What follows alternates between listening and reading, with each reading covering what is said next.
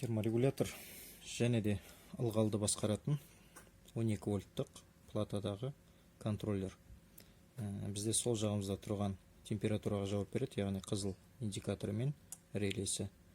Мына жерде оң жағындағысы ылғалға жауап береді.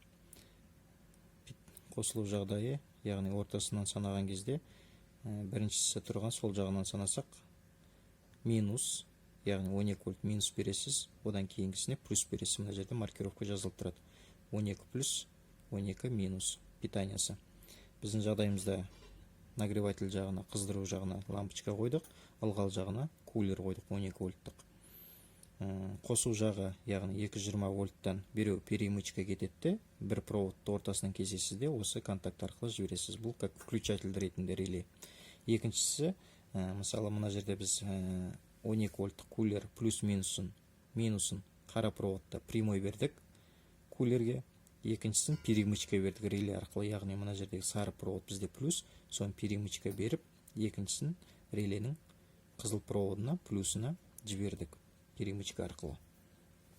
Енді программирование, мына жерде бізде плюс минус деген кнопканың төбе жағында жазылып тұрады, яғни мына жерге көбейтесіз, мынау азайтасыз. Енді программирование қалай жасау керек? Плюсті басып тұрсаңыз, төменгі температураны қоясыз. Немесе оң жағын басып тұрсаңыз, кешіріңіз, наоборот қоясыз. Оң жағы азайтасыз, сол жағы көбейтесіз. Біздің жағдайымызда мысалы температураның сол жағын, көбейту жағын қазір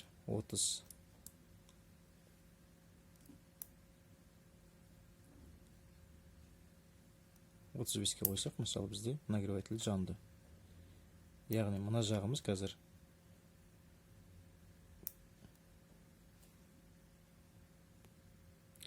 мысалы мына сол жағымыз 31, оң жағымыз 41 болып тұр. Сол жағымызды егерде көбейтсек, бұл охлаждениеға жұмыс істейді. Сол жағы жоғары оң жағынан болған жағдайда бізде лампочкамыз қосылып тұрады әрқашанда. Қазір мысалы 41, 68. Бұл охлаждениеға жұмыс істейді. Егерде оң жағын сол жағынан көбейтсек, мына жақ сол жақ бізде 68, оң жағымыз 41. Яғни 41-ді біз көбейтсек, 68-ден жоғары қылып 70 қылсақ, ондай жағдайда біздің нагревателіміз және лампочкамыз қосылады. Мысалы қарасаңыз, 70 бердік, лампочка қосылды. Температура 110 градусқа дейін көрсетеді және контроль жасайды минус 50 градустан бастап. Ал ылғалымыз 0 пайыздан 100 пайызға дейін. Енді ылғалды қалай жұмыс істейміз? Ылғалда да сондай 38, 60. Яғни мына жерде сол жағын кнопканы басып тұрсаңыз, моргать етеді, сол кезде көбейтесіз. Бізде қазір кулер қосылу керек. Мына жерде жасыл индикатор жағын кезде, кулер қосылды біздің жағдайымызда. Өзінің керекті температурасын алғасын өшеді. Енді калибровка жасауға болады бұл жағдайда. Мысалы, қазір светті өшіріп тастай. Мысалы, калибровканы қалай жасаймыз? Температураныкін плюс-минус деген екі кнопканы бірге басасыз.